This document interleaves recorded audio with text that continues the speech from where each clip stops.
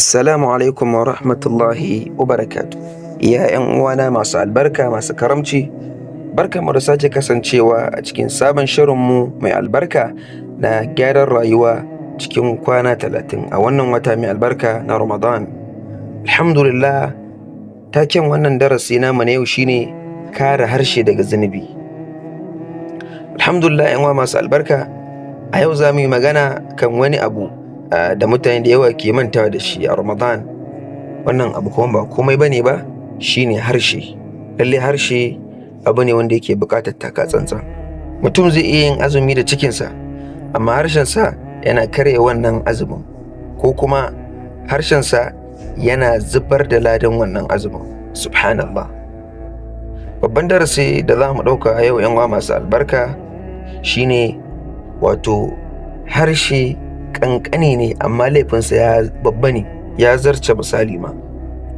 Da kalma guda mutum na iya wato samun matsala mai yawa, mutum na iya samun kuma lada mai yawa, ko kuma mutum na iya lalata ayyukansa masu yawa.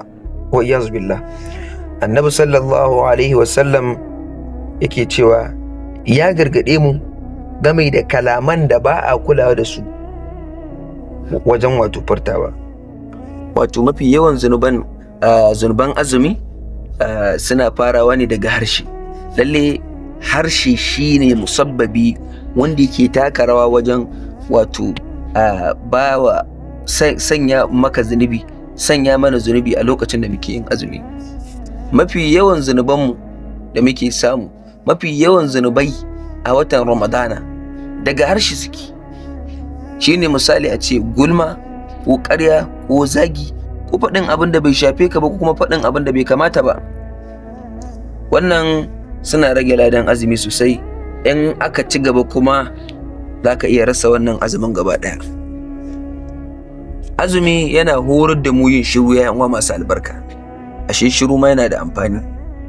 Ba lallai ne ka yi magana ba ko da yaushe ya ɗan uwa mai albarka, ya ruwa mai albarka. A wasu kalmomin shiru ya fi alheri.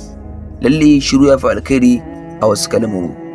Sannan kyakkyawar magana ya uwa masu albarka sadaka ce ji Annabi sallallahu alaihi wasallam, kamar ya gurbin wato gulma da zikiri, nasiha, kalma mai daɗi. Da ka yi gulma wato kaga kenan gwara ka yi zikiri ko kuma ka yi wa wasu nasiha. Darussa da za mu ɗauka yan uwa masu albarka ne su ne ka yi tunani kafin ka yi magana. Duk wata kalma da za ta fito daga bakin ka yi tunani akan wannan kalmar, shin alkhairi ce ko ba alkhairi ba ce, shin wannan kalmar me za ta iya jawowa.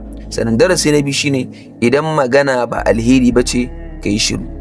An ce dama Annabi sallallahu alaihi wasallam ya ce falyakul khairan aw liyasmut. Na uku kuma ka cika bakinka da zikiri. Lalle bakinka ya zama da abin da zai fito ambatan Allah ne a cikin wannan wata mai albarka. ‘Ya'yan wana masu albarka, mu yi ƙoƙari wajen gujewa kanmu gulma da kuma abubuwan da zuciyarmu za ta iya ƙesto mana na sharri. Misali kana zaune zuciyarka yanzu za ta iya ƙesto maka kawai ka faɗi wani abu wanda yake na sharri. Ya hayyu ya qayyumu, gafarta mana zunubanmu, ka hana mu furta abin da yake bani alkhairi ba, ka tseratar da harshenmu daga faɗin wani abu da zai iya rusa mana ibada ko kuma ya jawo ibada mu tuntuɓe, ko kuma abin da zai iya hana mu samun kusanci gare ka. Ya hayyu ya qayyum, wallahu ta'ala alam. Wassalamu alaikum wa rahmatullahi wa barakatuh.